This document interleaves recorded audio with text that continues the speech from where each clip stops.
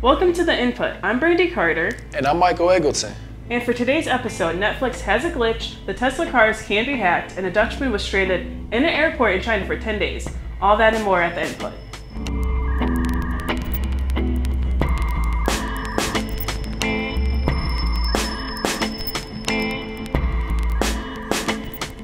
Welcome to Input, where we talk about stories you care about. Let's start off with some of the trending stories. Going into the 2016 Summer Olympics, there have been a ton of problems. Between a lack of facilities, polluted water, and the Zika virus, this has been a rough year for the host city Rio. It has felt like one wave after another of problems for the Olympians who just wanted to compete. However, for all of those problems, nothing comes close to this. They lost the keys. That's right, they lost the keys to the Olympic Stadium. Rio officials had to use bolt cutters on the gate in order to get into the venue. Luckily, the key had been lost on Wednesday well before the games kicked off on Friday. When it comes to the world of natural documentaries, half of the battles to keep your viewers entertained is who you choose to narrate. Do you want a smooth tone, Morgan Freeman, maybe a nice Helen Mirren?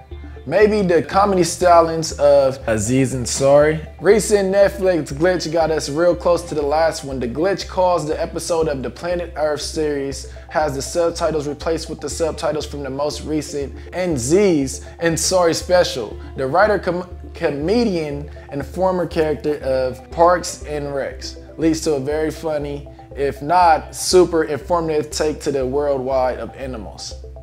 So let's get into some regular news now. Alright, so No Man's Sky, the much-hyped space exploration game, recently released into the market. However, the weeks leading up to that release were less than stellar. Sony's newest sandbox exploration game has had its issues between lawsuits over code, delays of the game's release, and most recently leaked copies. A number of gamers hit to the web with leaked early versions of the game. One person even bought a copy of the game on eBay for $1,300. Streamed videos, reviews, and screen caps have all come out, and what people are seeing is frightening them. The short length of the game, lack of variety of planets, and a number of bugs are just the tip of this iceberg. Sony has been working hard to shut down any early videos that have popped up. However, it is the internet and nothing's ever really gone. The Tesla Model S has been hailed as the world's first self-driving car for the consumer. After investing period where wannabe Jetsons could buy into one of these electronic cars, we started to hear some really cool stories about the cars.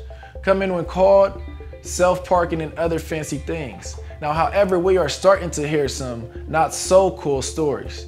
In early May, a driver was killed while in autopilot mode. And now we are finding that may not be an isolated incident.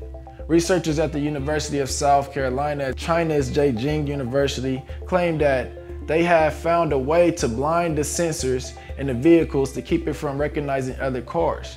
While those responsible for discovering are white hats, aka good guy hackers, they claim that they hid objects from the sensors in the Tesla that do not even need to hack the car's OS. They simply jam the stationary test car's front-mounted radar, ultrasound sensors, and cameras by exposing them to various machines that emitted lights and radio and sound.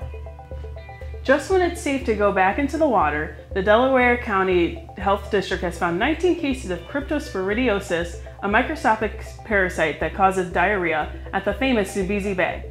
The dates of the cases were between July 9th to July 26th, and the cryptosporidiosis usually takes effect in 2 to 10 days. In response, the water park has superchlorinated all the pools and slides in the park. The spokesman for Zambezi Bay, Patty Peters, says all pools are tested for proper chlorine levels every 2 hours, twice as frequent as state regulations require. It's safe to say that Zambezi Bay is back to the safe water park as it was, but for those who have been infected from the water before must wait 7 days after the parasites are disposed to prevent further outbreaks. After the break, we have some funny travel news. See you in a moment.